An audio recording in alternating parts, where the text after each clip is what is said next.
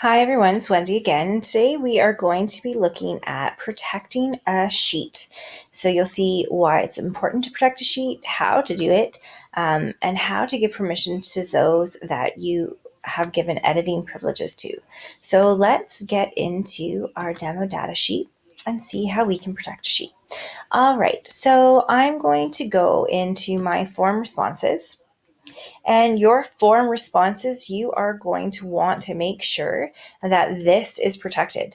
This is where all of your data is pulled, and it is where all of these tabs pull their information from.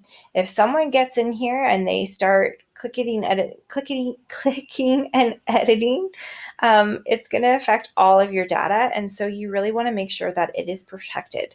So the way that we do that is we click up here. So each of these tabs at the top have different functions that they can do. And so one of them is if we click into tools, we can go down to protect the sheet. You're going to see this little pop-up that comes here. So I want to protect my form responses. So I can click which one I want. These are all the ones that I have protected. And I want to click my form responses. You can accept, so you can make an exemption for certain cells. So if I'm clicked on C17, I don't want that one to be protected, then I can set the permissions or another range. I don't want to have that. I want all of those cells to protect it. And then I can set permissions as to who can see it. So Chris and myself have access to editing this form. I still want Chris to have it, so I make sure that he's there. So I want to restrict who can edit this range. And I'm going to click on custom. So only me, which means only I would have it. And custom is I can pick who I want. So you should always have Chris and myself who have editing access, your admin, and whoever is responsible for navigating the data and analyzing it would be the other person who would have editing privileges. That just click done. It saves the changes.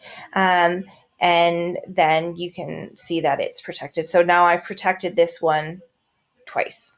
And I'll just go back and correct that later. If we go into school-wide data, for example,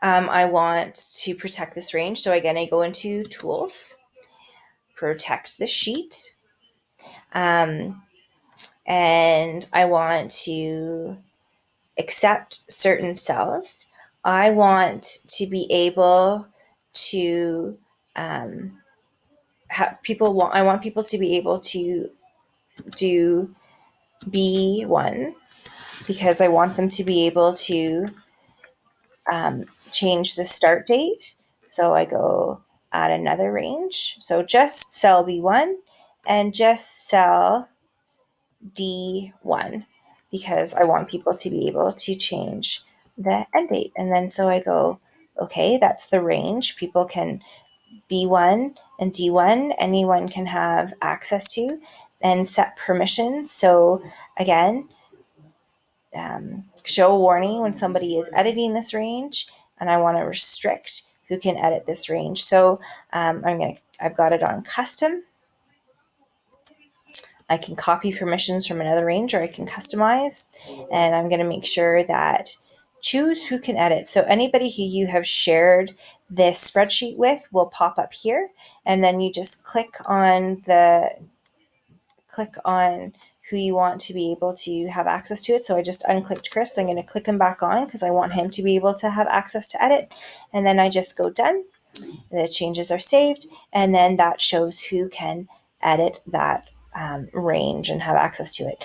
I don't want people who I've shared this with to be able to edit any of these columns because I don't want them to skew my data, but I do want them to be able to change the beginning and end date. And so that way you are making sure that your data is protected. If you want any more clarification on how to do that, or for Chris or myself to walk you through it on a one-by-one basis, please feel free to contact or email us. And there might be and we can add more onto the video to answer any questions that we may have missed. Thanks for watching, and we'll see you next time.